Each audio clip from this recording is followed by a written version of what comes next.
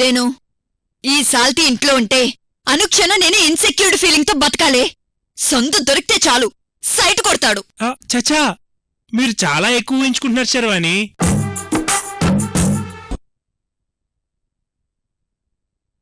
నువ్వీ మాధవ్ని ఎందుకు వెనకేసుకొస్తున్నావో నాకు బాగా తెలుసు. అనవసరంగా టైం వేస్ట్ చేసుకోకండి ఇద్దరు, అర్థమైందా? శర్వాణి, నీ గురించి నాకు తెలీదా? మాధవ్, మీరు ఏ ఎల్లమ్మనో పుల్లమ్మనో చూసి అర్జెంటుగా పెళ్లి చేసేసుకోండి. అలాగే రేణుక, ఈ శర్వాణి కంటే ఏ ఎల్లమ్మో పుల్లమ్మో 100 రెట్లు బెటర్. నేను వెంటనే ఎవరినో ఒకరిని చూసుకొని పెళ్లి చేసుకుంటాను, ఓకేనా? శర్వాణి, నీకోకే కదా? ప్రాబ్లం క్లియర్ కదా? ఇప్పుడు మాధవ్ ఇక్కడ ఉండడం నీకే ప్రాబ్లం ఉండదు కదా? ఏదో ఒకటి ఆడవండి.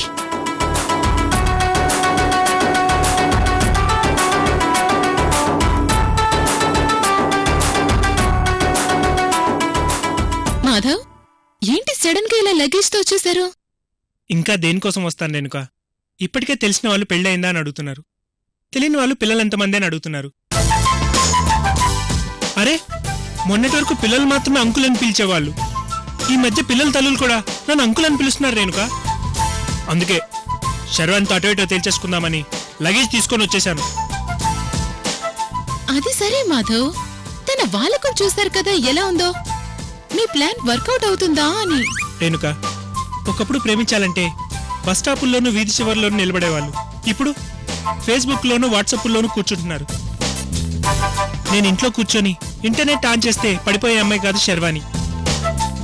అందుకే రిస్క్ అయినా సరే మా అమ్మని కన్విన్స్ చేసి కొద్ది రోజులు మా బంధువుల ఇంటికి పంపించేశాను. మళ్ళీ మా అమ్మ తిరిగి వచ్చేలోపు శర్వాణి చేత నిన్ను ప్రేమిస్తున్నా అని చెప్పించుకొని మీ ఫ్రెండ్ని పెళ్లి చేసుకుంటాను. తన మనసు మార్చడం అంత ఈజీ కాదు మాధవ్. కానీ మీరు సిన్సియర్గా తనని లవ్ చేస్తున్నారు కాబట్టి ఏదో ఒక రోజు తన మనసు మారుస్తారనే నమ్మకం నాకుంది. మీకు నా చేతనైన సహాయం, సపోర్ట్ ఎప్పుడూ ఉంటుంది. ఏ రేణు, ఏంటి ఇద్దరు అక్కడే గుసగుసలాడుతున్నారు? అబే ఏం లేదు శర్వాణి, ఈయన పెళ్లి చేసుకోవడానికి ఎవరో ఎల్లమ్మో పుల్లమ్మో అన్నాడు కదా, దాని గురించి మాట్లాడుతున్నాం.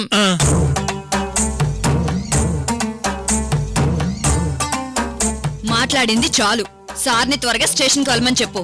సురేష్ అర్జెంట్ కేసు అని స్టేషన్ నుండి ఫోన్ చేశాడు. అలాగే మేడం, ఇప్పుడే బయలుదేరతాను.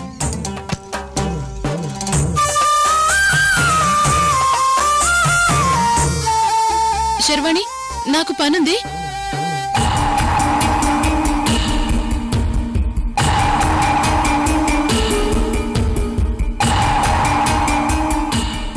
ఈ మాధవ్ ఏదో స్కెచ్ తోనే వచ్చాడిక్కడికి.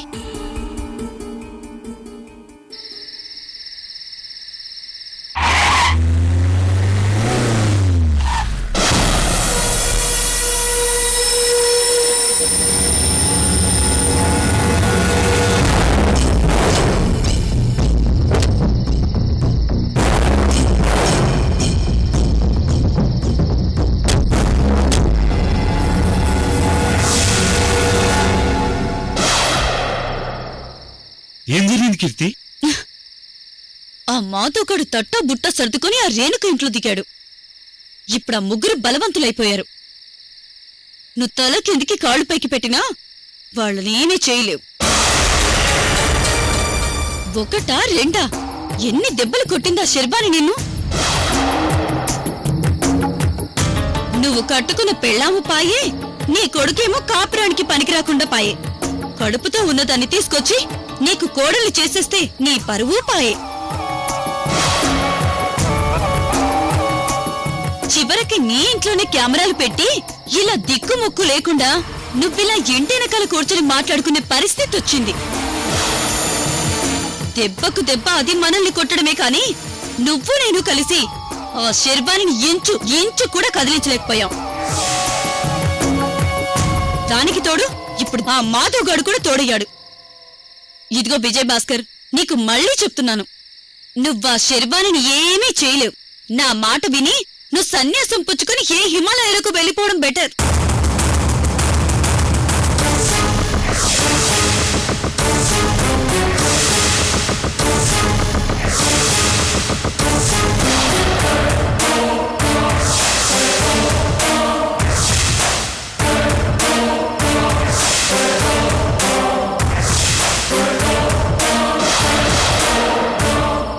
మాధవ్ని చంపేస్తాను. అప్పుడు నేను హిమాలయాలకు పోవటం కాదు, ఆడి అస్థికలను పట్టుకొని ఆ శర్వాణి గంగలో కలపటానికి కాశీకి వెళ్తుంది. అప్పుడు నీకు ఓకేనా? మాధవ్ని చంపుతావా? నీకేం మైండ్ తొబ్బలేదు కదా? ఇదిగో రవీంద్ర, ఎందుకైనా మంచిది మీ బాబుని ఒకసారి సైక్రేటిస్ట్ కి చూపించు. మాట్లాడితే మాధవ్ని చంపుతాను అంటున్నాడు. అరే, శర్వాణి ఒంటరిగా ఉన్నప్పుడే దాన్ని ఏమి చేయలేకపోయినరా మొర్రో అంటుంటే ఇప్పుడు కొత్తగా మాధవ్ని చంపుతానని డైలాగులు చెప్తున్నాడు. ఇదిగో విజయ్ భాస్కర్, డైలాగులు ప్రతివాడు చెప్తాడు. ఇక్కడ పర్ఫార్మెన్స్ ఇంపార్టెంట్. కీర్తి, నేను డైలాగులు చెప్పేవాణ్ణో లేక డబ్బాలు కొట్టుకునేవాణ్ణో అయితే నా కొడుకుని శర్వాణి బెడ్రూమ్ లో పడుకోబెట్టి దానికి వాడికి లింక్ ఉందని ప్రూవ్ చేయగలిగేవాణ్ణి కాదు. మర్చిపోయావా? అప్పుడు ఆ శర్వాణి తల దించుకునేలా చేశాను. ఇప్పుడు అదే కాన్ఫిడెన్స్ తో చెప్తున్నాను, మాధవ్ చస్తాడు చస్తాడు చస్తాడు కాదు, ఆ శర్వాణి ఫ్రెండ్ రేణుక మాధవ్ని చంపుతుంది చంపుతుంది చంపుతుంది చంపుతుంది.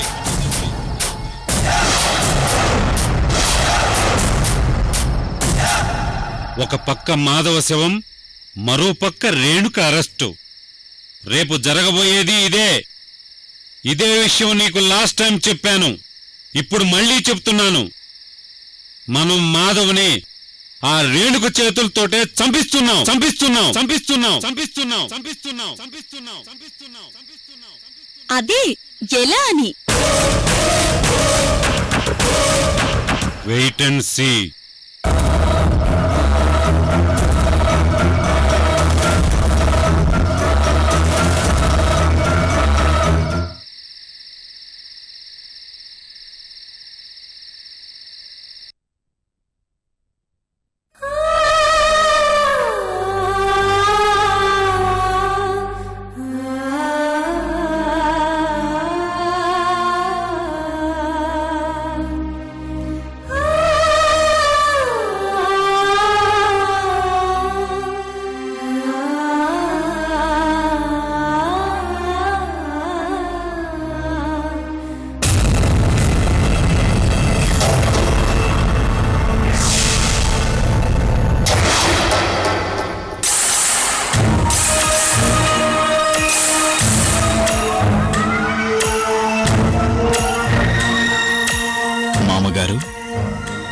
నేను మిమ్మల్ని చంపాలంటే మీరు అమృతని చంపాలి, అది చావాలంటే ముహూర్తం రావాలి.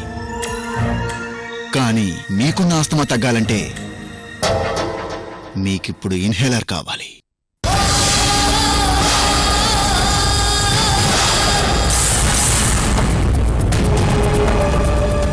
బయట వాతావరణం అంతా చాలా చలిగా ఉంది, అందుకే ఎందుకైనా మంచిదని ఈ ఇన్హేలర్ని మీ మెడికల్ బాక్స్ నుంచి తీసేశాను.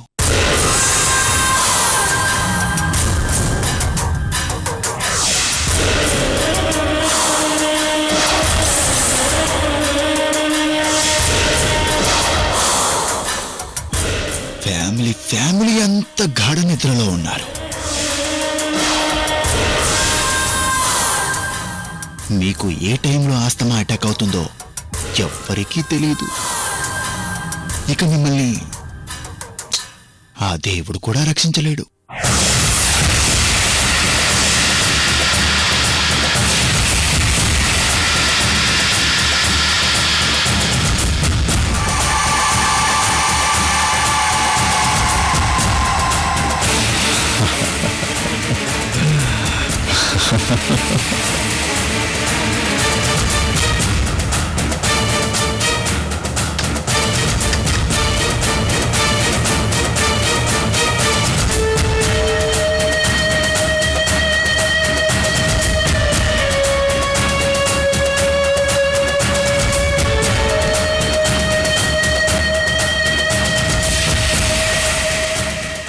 రోజుతో ఈ ఇంట్లో ఒక వికెట్ అవుట్.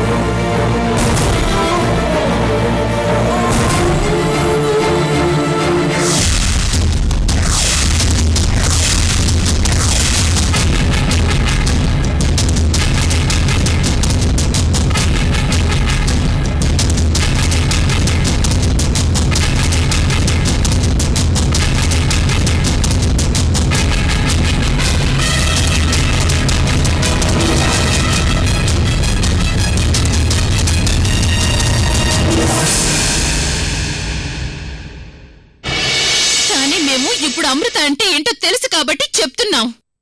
ఆవిడ గారు పూర్తిగా మారిపోయింది. నిజంగా మీరన్నట్టు తనకు కన్న తల్లి మీద ఏ మాత్రం గౌరవం ఉన్నా రేపు తను ఇక్కడికి రావాలి. వస్తుందని మీరంటున్నారు. హ, అసలు ఆవిడికి గుర్తుండదని నేనంటున్నాను. మేమన్నట్టు ఒకవేళ అమృత ఇక్కడికి రాకపోతే రేపటి నుంచి తనని మేము శాశ్వతంగా మర్చిపోతాం.